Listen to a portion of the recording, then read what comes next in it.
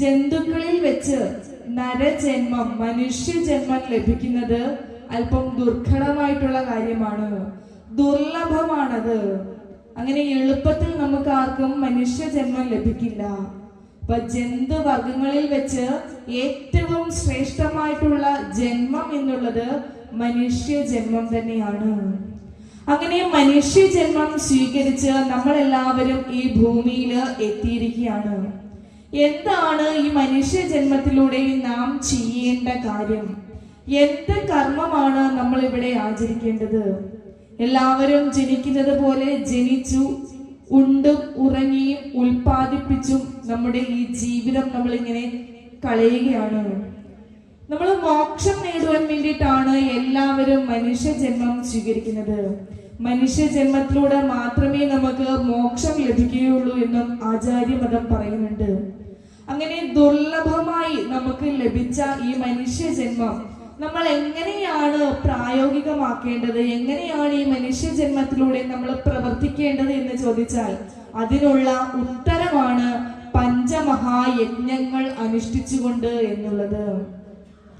5 വിധത്തിലുള്ള യജ്ഞത്തെയാണ് പഞ്ചമഹായജ്ഞങ്ങൾ എന്ന് വിളിക്കപ്പെടുന്നത്. യജ്ഞം എന്ന് കേൾക്കുമ്പോൾ ഭയപ്പെടേണ്ട ആവശ്യമില്ല. കാരണം യാതൊരു വിധത്തിലുള്ള പണച്ചെലവുകളും ഇല്ലാത്ത കാര്യമാണ് പഞ്ചമഹായജ്ഞങ്ങൾ എന്നുള്ളത്. ഒരു ദിവസം നാം എഴുന്നേറ്റ് കഴിഞ്ഞാൽ നാം ഉറങ്ങുന്നത് വരെ എന്തെല്ലാം കാര്യങ്ങൾ ചെയ്യുന്നുണ്ടോ അതിന് പണച്ചെലവുള്ളതും ചെലവില്ലാത്തതുമുണ്ട്. നമ്മുടെ ദൈനംദിന ജീവിതത്തിൽ നാം അനുഷ്ഠിക്കേണ്ട കുറച്ച് കാര്യങ്ങളുണ്ട്. അതാണ് പഞ്ചമഹായജ്ഞങ്ങൾ എന്നുകൊണ്ട് അർത്ഥമാക്കുന്നത്. ആചരിക്കേണ്ടത്, യജ്ഞിക്കേണ്ടതാണ് പഞ്ചമഹായജ്ഞങ്ങൾ. ഏതൊക്കെ എന്ന് ചോദിച്ചാൽ അതിൽ ഒന്നാമത്തെ യജ്ഞമാണ് ബ്രഹ്മയജ്ഞം എന്നുള്ളത്. ബ്രഹ്മാവിന് വേണ്ടിയിട്ടുള്ള യജ്ഞമല്ല ബ്രഹ്മയജ്ഞം, മറിച്ച് നമുക്ക് വേണ്ടിയിട്ടുള്ള യജ്ഞമാണ് ബ്രഹ്മയജ്ഞം. ബ്രഹ്മയജ്ഞം വളരെ ലളിതമായി പറഞ്ഞു കഴിഞ്ഞാൽ അധ്യാപനം എന്ന മറുപടി നമുക്ക് ലഭിക്കും. അധ്യാപനം ചെയ്യുക, അതായത് പഠിക്കുക, പഠിപ്പിക്കുക. എന്താണ് പഠിക്കേണ്ടത്, എന്താണ് പഠിപ്പിക്കേണ്ടത്? പഠിക്കുന്നുണ്ട് നമ്മൾ വളരെ ചെറിയ പ്രായം മുതൽ തന്നെ. ഇന്ന് 3 വയസ്സ് മുതൽ തന്നെ കുഞ്ഞുങ്ങൾ സ്കൂളിൽ പോയിട്ട് പഠിക്കുന്നുണ്ട്. ആധുനിക വിദ്യാഭ്യാസം ഒക്കെ നേടുന്നുണ്ട്. പിന്നെ വർഷങ്ങളോളം അവര് പഠിച്ചുകൊണ്ടേ ഇരിക്കുകയാണ്. എന്നാൽ ഋഷീശ്വരന്മാർ പറയുന്നത് ഈ പഠനത്തെയല്ല, മറിച്ച് ആധ്യാത്മിക വിദ്യ പഠിക്കുക, അത് പഠിച്ച് ഒരാൾക്ക് പകർന്നു കൊടുക്കുക. ഇതാണ് ബ്രഹ്മയജ്ഞം കൊണ്ട് അർത്ഥമാക്കുന്നത്. ഭാരതീയരായിട്ടുള്ള നമുക്ക്, ഹിന്ദുക്കളായിട്ടുള്ള നമുക്ക് കേവലം ഒരു ഗ്രന്ഥമല്ല ഉള്ളത്.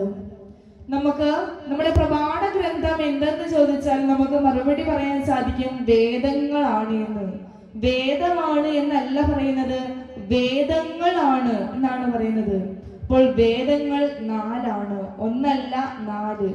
4 വേദങ്ങൾ, 4 ഉപവേദങ്ങൾ, അതുകൂടാതെ 18 പുരാണങ്ങൾ, 18 ഉപപുരാണങ്ങൾ, 2 ഇതിഹാസങ്ങൾ, അങ്ങനെ ദശലക്ഷക്കണക്കിന് ഗ്രന്ഥങ്ങളാണ് ഭാരതീയരായിട്ടുള്ള നമുക്ക് നമ്മുടെ ഋഷീശ്വരന്മാർ തന്നിട്ടുള്ളത്. ഈ ഗ്രന്ഥങ്ങളിൽ ഏതെങ്കിലും ഒന്നിനെയെങ്കിലും പഠിക്കുകയും പഠിപ്പിക്കുകയും പ്രചരിപ്പിക്കുകയും ചെയ്യുക. അങ്ങനെ അത് ചെയ്യുകയാണെങ്കിൽ നമ്മുടെ ജീവിതത്തിൽ നമുക്ക് ബ്രഹ്മയജ്ഞം നിറവേറ്റാൻ സാധിക്കും. അധ്യാപനം ഇത് എപ്പോഴാണ് പഠിപ്പിക്കേണ്ടത്? ഒരു 60 വയസ്സൊക്കെ കഴിഞ്ഞ് തന്റെ ജീവിത റിട്ടയർമെന്റ് ഒക്കെ കഴിഞ്ഞിട്ടല്ല ഇത് പഠിക്കേണ്ടത്, മറിച്ച് ടീനേജ് പ്രായത്തിന് മുന്നേ തന്നെ ഈ വിദ്യ പഠിച്ചു തുടങ്ങണം. ഒരു മകൻ അല്ലെങ്കിൽ മകൾ ഒരു അമ്മയുടെ ഉദരത്തിൽ ജനിക്കുന്ന സമയം മുതൽ തന്നെ ആ അമ്മ ഈ ആധ്യാത്മിക വിദ്യകളൊക്കെ തന്നെ കുഞ്ഞിന് പകർന്നു കൊടുക്കണം.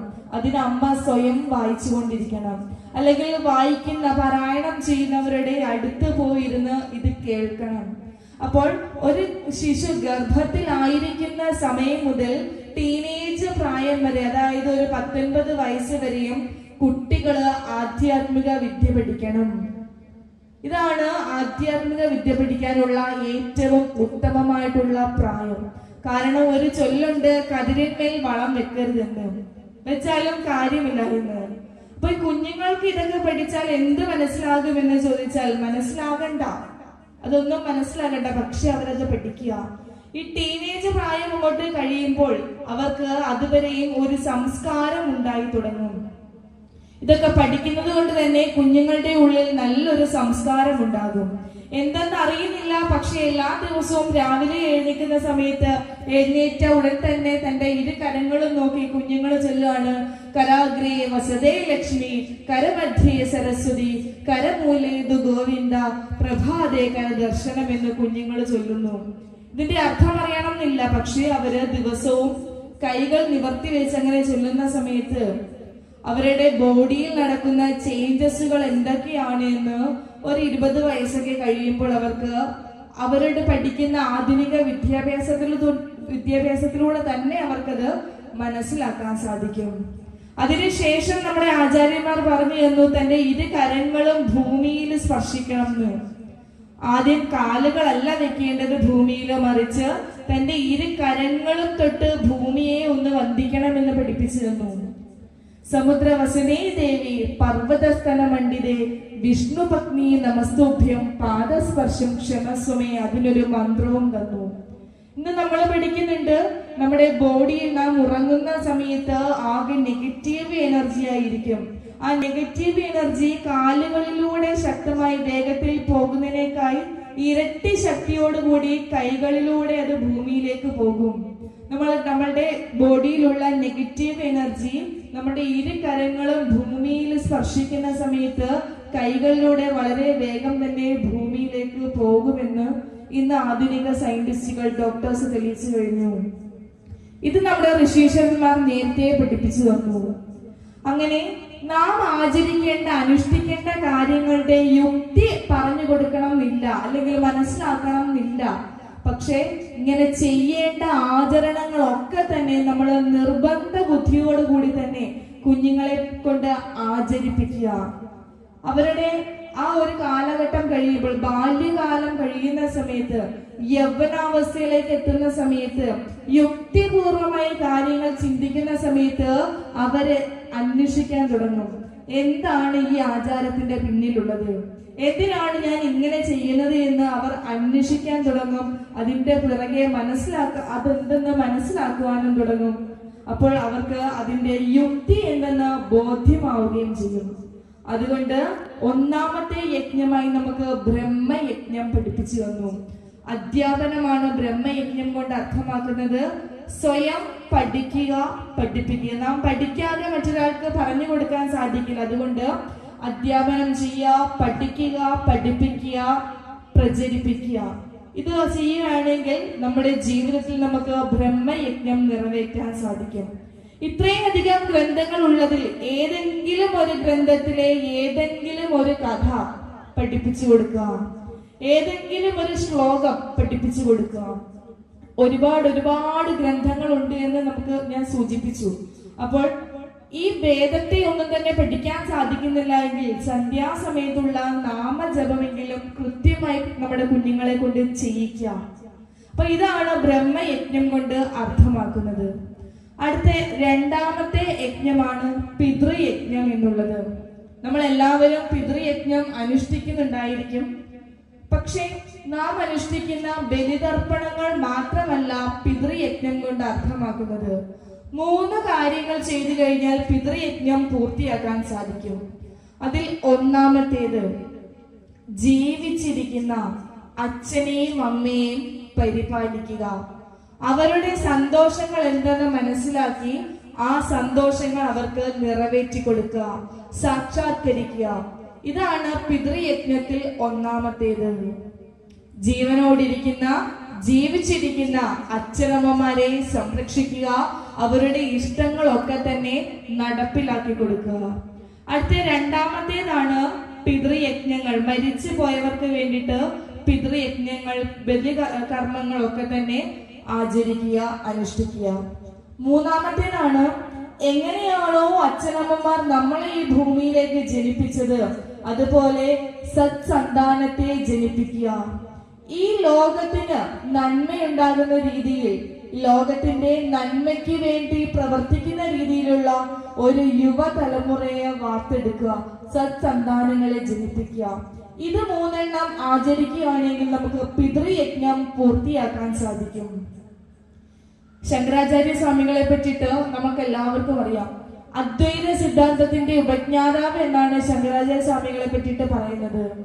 അതായത് എന്താണോ നാം മനസ്സിലാക്കേണ്ട വേദാന്ത തത്വം, ഞാൻ ആരാണ് എന്നുള്ള തത്വം മനസ്സിലാക്കി അനുഭവിച്ച് അത് ആ തത്വത്തെ ഈ കേരളത്തിൽ നിന്ന് പുറത്ത് ഭാരതത്തിലെ ഒട്ടാകെ ഭാരതം മുഴുവനും സഞ്ചരിച്ച് ഈ വേദാന്ത സത്യത്തെ ഊട്ടി ഉറപ്പിക്കുന്ന മഹത് വ്യക്തിത്വമാണ് നമ്മുടെ ശങ്കരാചാര്യ സ്വാമികള്.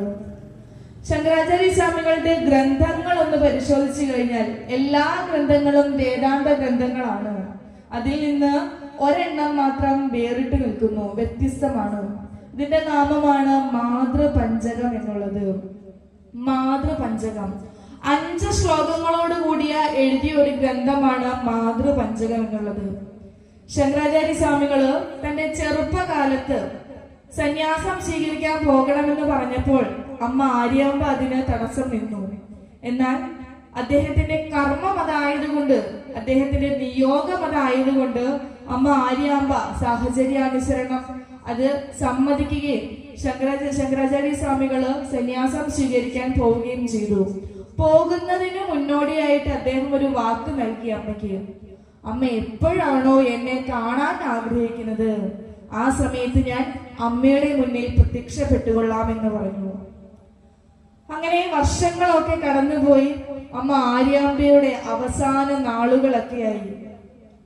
ഇനി തനിക്ക് ഈ ഭൂമിയിൽ എത്ര നിമിഷം കൂടി ബാക്കിയുണ്ട് എന്ന് അറിയില്ല എന്ന് ചിന്തിച്ചിരിക്കുന്ന സമയം ആര്യാമ്പ മനസ്സിൽ വിചാരിക്കുകയാണ്, ഇനിയെങ്കിലും തന്റെ മകനെ ഒന്ന് കാണണം.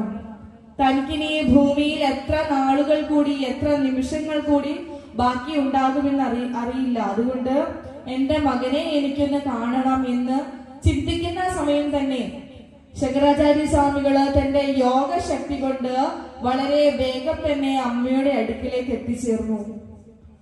ദുർബലമായി കിടക്കുന്ന, ശോഷിച്ചു കിടക്കുന്ന അമ്മയുടെ ശരീരം കണ്ടിട്ട്, തന്റെ അമ്മയെ കണ്ടിട്ട് ശങ്കരന് വളരെയധികം വിഷമമാണ് ഉണ്ടായത്. അമ്മയുടെ ശിരസ് തന്റെ മടിയിലേക്ക് എടുത്തു വെച്ചുകൊണ്ട് ശങ്കരാചാര്യ സ്വാമികൾ ഉദ്ധരിച്ച ശ്ലോകമാണ് മാതൃപഞ്ചകം എന്ന് പറയപ്പെടുന്നത്. ആസ്താം താവതീയം പ്രസൂതി സമയേ ദുർവാര ശൂലവ്യഥ നൈരുച്യം തനുശോഷണം മലുമൈശയ്യാച സാവത്സരീ ഏകസ്യാവിന ഗർഭഭാര ഭരണ ക്ലേശസ്യ യസ്യ ക്ഷമോ ദാതും നിഷ്കൃതിമുന്നതോപി തനയത്തസ്യേ ജനന്യേ നമഃ.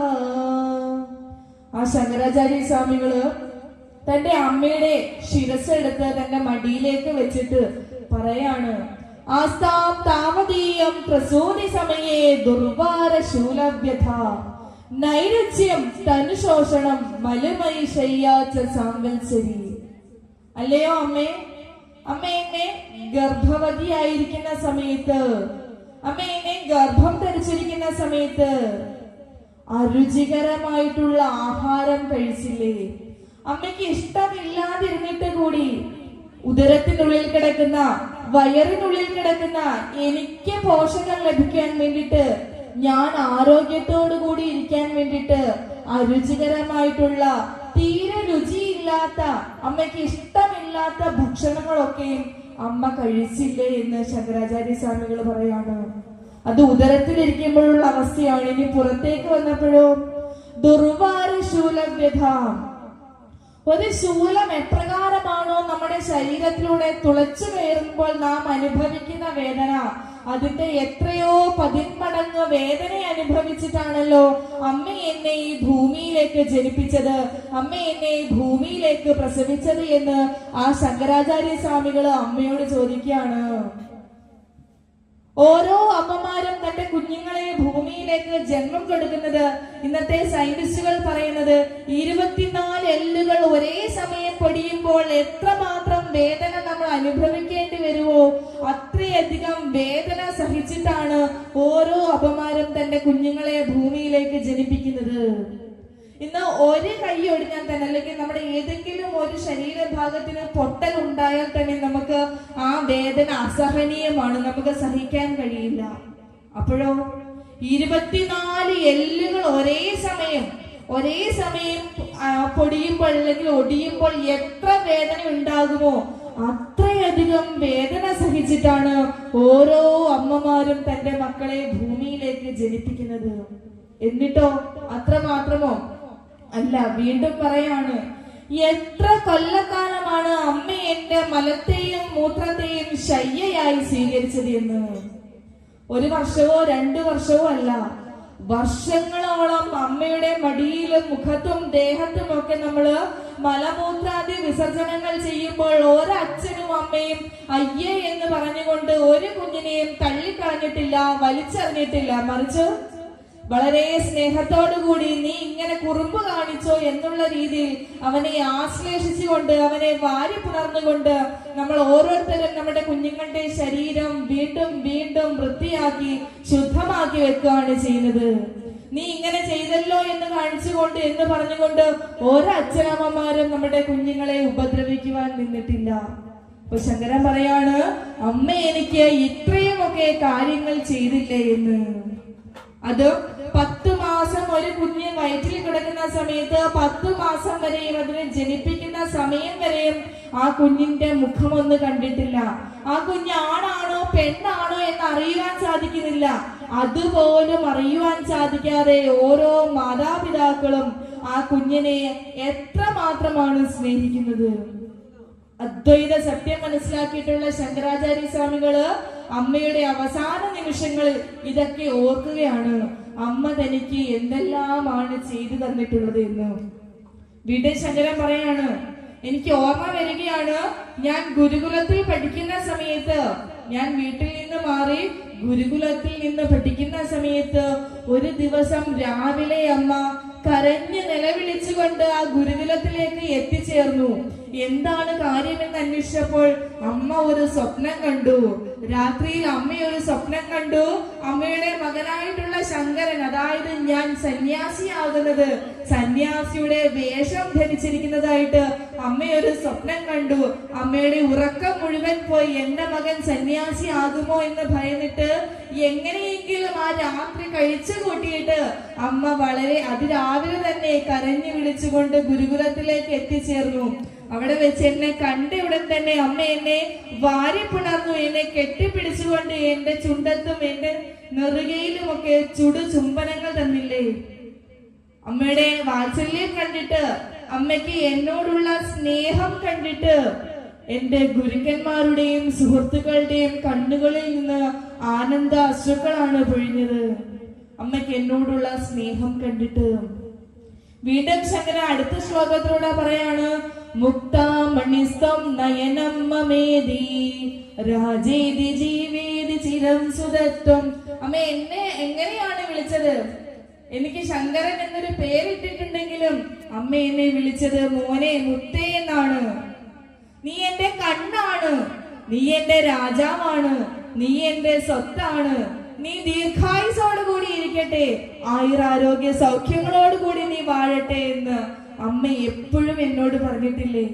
അമ്മയുടെ പ്രാർത്ഥന അത് തന്നെയല്ലേ? ഏതൊരു അച്ഛനമ്മമാര് ഇന്ന് ക്ഷേത്രത്തിൽ പോയാലും വീടിന് മുന്നിൽ അല്ലെങ്കിൽ നിലവിളക്ക് കൊളുത്തി വെച്ചുകൊണ്ട് അവർ ആദ്യം പ്രാർത്ഥിക്കുന്നതാണ്, എന്റെ മകൻ അല്ലെങ്കിൽ മകൾക്ക് യാതൊരു ദുഃഖങ്ങളും ഉണ്ടാക്കല്ലേ, ദുരിതങ്ങളും ഉണ്ടാക്കല്ലേ എന്നാണ്. അതാണ് ഓരോ മാതാവിന്റെയും പിതാവിന്റെയും ഹൃദയം എന്നുള്ളത്. അപ്പോൾ അദ്വൈത വേദാന്തത്തെ മനസ്സിലാക്കിയ, അറിവിന്റെ 7 ആകാശങ്ങളെയും ഉല്ലംഘനം ചെയ്ത് ഇനി ഈ ഭൂമിയെ അറിയുവാൻ യാതൊരു അറിവും ബാക്കിയില്ല എന്ന് നിൽക്കുന്ന അവസ്ഥയിൽ സർവജ്ഞാപീഠം കയറിയ ആ ആദിശങ്കരൻ തന്റെ അമ്മ അനുഭവിച്ചിട്ടുള്ള വേദനകൾ, ത്യാഗങ്ങളൊക്കെ എടുത്തു പറയുകയാണ് ചെയ്യുന്നത്. എന്നാൽ ഇന്നോ നമ്മുടെ കുഞ്ഞുങ്ങൾക്ക് കേവലം ഒരു ഡിഗ്രി പോലും വേണ്ട അച്ഛനമ്മമാരെ തെരുവോരങ്ങളിലേക്ക് വലിച്ചെറിയുവാൻ. അത് മാത്രമോ, നേരെ അച്ഛന്റെയും അമ്മയുടെയും ശിരസറുക്കുന്ന, കഴുത്തറുക്കുന്ന കാഴ്ചകൾ നമ്മളിന്ന് കണ്ടുവരുന്നു. കുഞ്ഞുങ്ങളുടെ ഇഷ്ടങ്ങൾ മനസ്സിലാക്കിയില്ലെങ്കിൽ, കുഞ്ഞുങ്ങളുടെ താല്പര്യങ്ങൾ സംരക്ഷിച്ചില്ല എങ്കിൽ നേരെ അച്ഛനമ്മമാരെ ഇല്ലാതാക്കുന്ന അവസ്ഥയാണ് ഇന്ന് ഓരോ കുഞ്ഞുങ്ങളുടെയും മാനസികാവസ്ഥ എന്ന് നമ്മൾ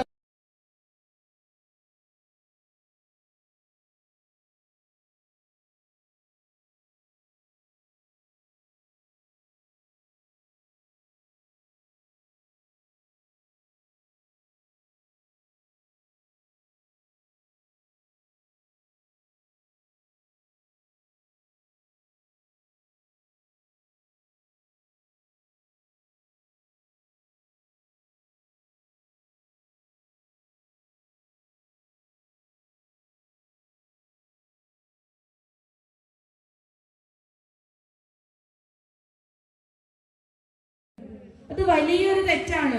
ഒരിക്കലും നമ്മൾ അങ്ങനെ ചെയ്യാൻ പാടില്ല. നമ്മൾ അനുഭവിച്ചിട്ടുള്ള യാതനകൾ, നമ്മൾ കടന്നു വന്നിട്ടുള്ള വഴികൾ ഏതൊക്കെയാണ് എന്ന് നമ്മുടെ കുഞ്ഞുങ്ങൾക്ക് നമ്മൾ മനസ്സിലാക്കി കൊടുക്കണം, നമ്മൾ പഠിപ്പിച്ചു കൊടുക്കണം, പറഞ്ഞു കൊടുക്കണം. വിവേകാനന്ദ സ്വാമികള് തന്റെ യൗവന കാലമൊക്കെ ആയ സമയത്ത്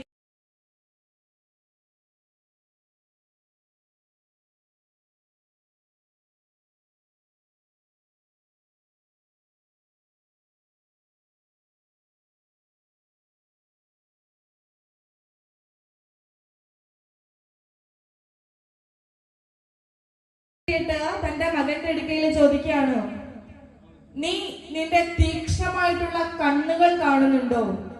അപ്പൊ വിവേകാനന്ദൻ പറഞ്ഞു, നരേന്ദ്രൻ ആയിരുന്നു എന്ന്. നരേന്ദ്രൻ പറഞ്ഞു, കാണുന്നുണ്ട്. നിന്റെ വിശാലമായിട്ടുള്ള നെറ്റിത്തടം നീ കാണുന്നുണ്ടോ? കാണുന്നുണ്ട്. വീണ്ടും അച്ഛൻ ചോദിച്ചു, വിരിഞ്ഞ നിന്റെ മാറിടം നീ കാണുന്നുണ്ടോ? ഉണ്ട്, കാണുന്നുണ്ട്.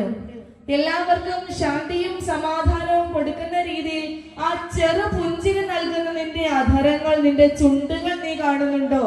അപ്പോഴും നരേന്ദ്രൻ പറഞ്ഞു, ഉണ്ട്, കാണുന്നുണ്ട്. ആജാനുബാഹുവായിട്ടുള്ള നിന്റെ കൈകൾ നീ കാണുന്നുണ്ടോ? ഉണ്ട്. നിന്റെ ശരീരമാസകലം നീ കാണുന്നുണ്ടോ? ഉണ്ട്, ഞാൻ എല്ലാം കാണുന്നുണ്ട്.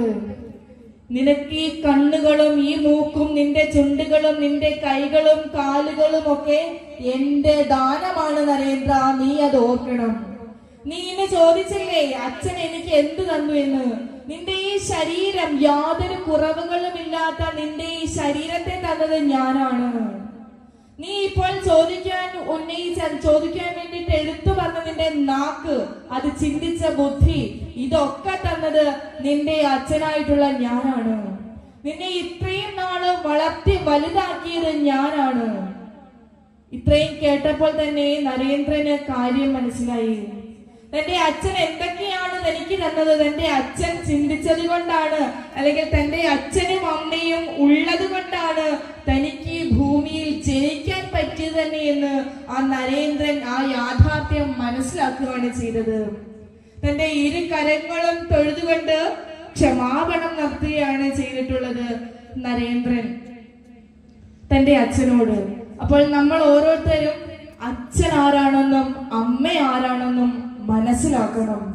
അവരുടെ ഇഷ്ടങ്ങളും താല്പര്യങ്ങളും നമ്മൾ സംരക്ഷിക്കണം.